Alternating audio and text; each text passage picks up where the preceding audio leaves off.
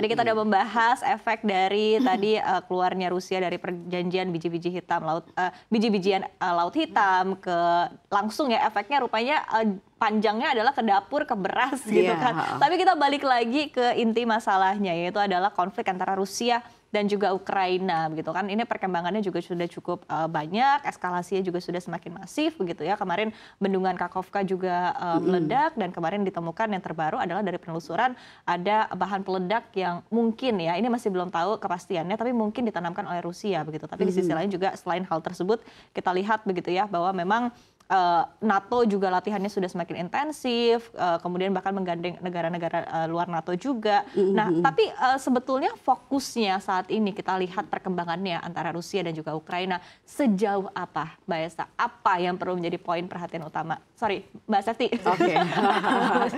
Iya, jadi kalau kita lihat sih sebenarnya pertempuran yang terjadi 2 pekan belakangan ini kan Ukraina sudah melakukan serangan balik nih ke wilayah-wilayah yang dikuasai Rusia.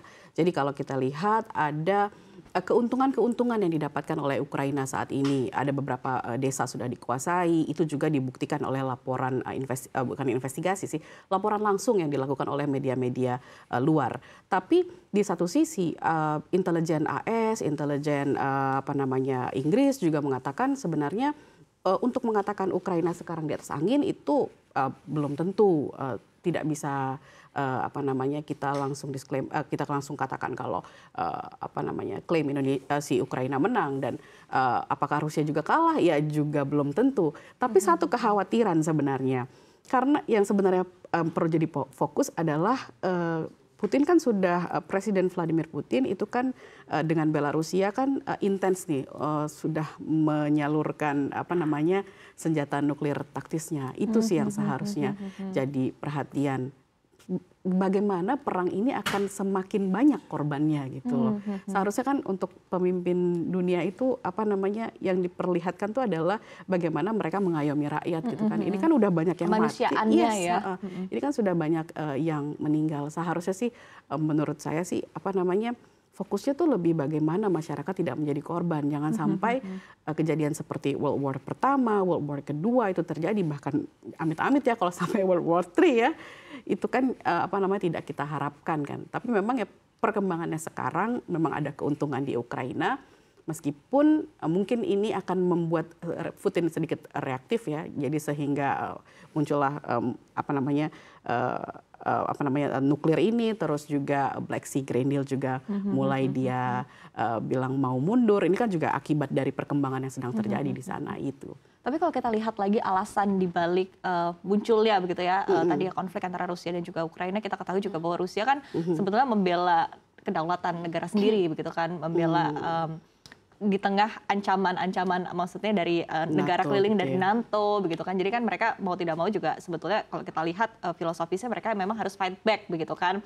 Nah, tapi di tengah kondisi saat ini, di tengah perkembangan eskalasi yang ada, sebetulnya chance mereka sendiri, Mbak Septi, ini agak sulit ya sebetulnya pertanyaannya ya. Tapi endingnya begitu seperti apa sih, mungkin bisa terlihat atau bisa terbaca begitu dari eskalasi yang ada saat ini, Mbak Esa? Mbak Septi, sorry. Ending perang ini kita nggak bisa nebak ya, karena kan ini jauh dari Indonesia ya, ini soal Ukraina dan soal Rusia. Tapi kan memang Presiden Vladimir Putin itu seringkali mengatakan kalau Rusia itu siap untuk bernegosiasi.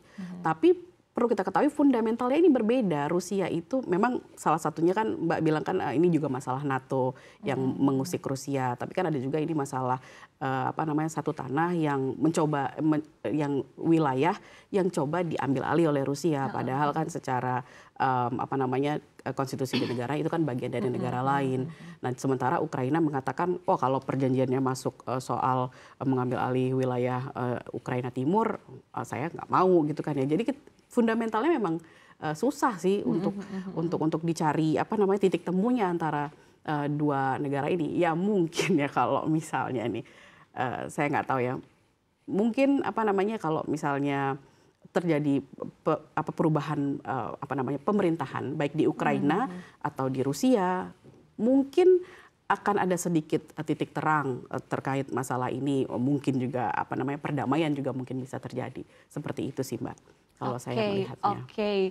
Tapi dari tadi ya, dari pemimpinnya itu sendiri begitu ya, seperti apa ya? Karena tampaknya pemimpin yang ada saat ini dua-duanya sama-sama kuat begitu kan, sama-sama.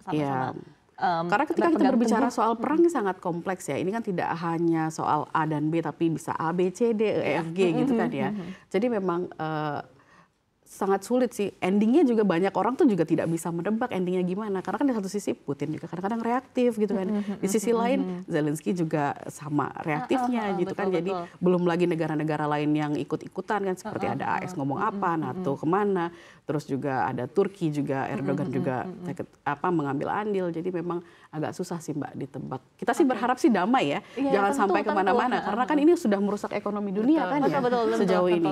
Nah berbicara tadi ya merusak ekonomi dunia, kemudian juga tadi negara-negara lain yang mengikuti menunggangi juga begitu ya konflik antara Rusia dan juga Ukraina ini begitu Mbak Septi melihatnya seperti apa efeknya saat ini ya di tengah eskalasinya ketika awal perang kebalik lagi kan jadi Mbak Esa ketika tadi awal perang begitu kita ketahui awal perang harga-harga komoditas luar biasa naiknya begitu tapi kemudian sudah mulai bisa terkendali saat ini dan di satu sisi juga kita ketahui bahwa perang masih belum tentu akan berakhir dalam waktu dekat begitu tapi at least harga-harga komoditas sudah mulai bisa dikendalikan. Nah di sisi lain juga kita lihat reaksi dari berbagai negara juga begitu Amerika Serikat juga baru bertemu dengan China meskipun sebetulnya mungkin tidak ada hubungannya tapi di sisi lain juga kita ketahui bahwa kedekatan China ini memang lebih dekat kepada Rusia begitu. Nah seperti apa perkembangannya saat ini dan juga mungkin efek-efeknya juga begitu khususnya kepada harga komoditas utama Mbak Esa. Kalau kita melihat mungkin dari bahkan di kerangka ekonomi makro 2024 tuh pemerintah sudah mewanti-wanti ya jangan-jangan ini perang mungkin ada eskalasi jadi ada soal ketidakpastian global dan eskalasi perang itu akan selalu ada dalam pertimbangan ekonomi ke depan termasuk global juga dan Indonesia juga kita melihat bahwa ketika perang eskalasinya naik itu ketidakpastian meningkat. Kalau ketidakpastian meningkat orang pasti malas untuk ekspansi, ekspor juga terganggu. Ini yang membuat perdagangan global dan pertumbuhan ekonomi global juga akan tetap lesu ya, susah bergerak. Padahal dari 2020 kita sudah kena COVID, kemudian ada perang, belum lagi inflasi sangat tinggi. Ini yang membuat agak jadi pertumbuhan globalnya dikhawatirkan terus melambat. Apalagi ini kan dampak kenaikan suku bunga juga masih ada ya. Jadi kalaupun sebenarnya di satu sisi kalau eskalasi perang meningkat itu ada satu sisi positifnya mungkin ya bahwa harga komoditas naik, batu bara CPO naik, dicari-cari orang lagi, emas juga mungkin naik. Tapi kan sebenarnya ada dampak negatif yang juga tidak kalah besar daripada inflasi ya. Kalau kita lihat mungkin ibu-ibu nih tahu nih dulu ya harga Indomie itu Maret sebelum perang tuh 2.700, sekarang udah 3.100. Bayangkan udah naik 400 itu karena inflasi aja. Inflasi itu kan karena gandum juga ya. Iya, jadi yang dedor mungkin di Rusia Ukraina. Iya, tapi yang imbasnya sampai ke warga-warga pedesaan Indonesia yang mungkin dari harga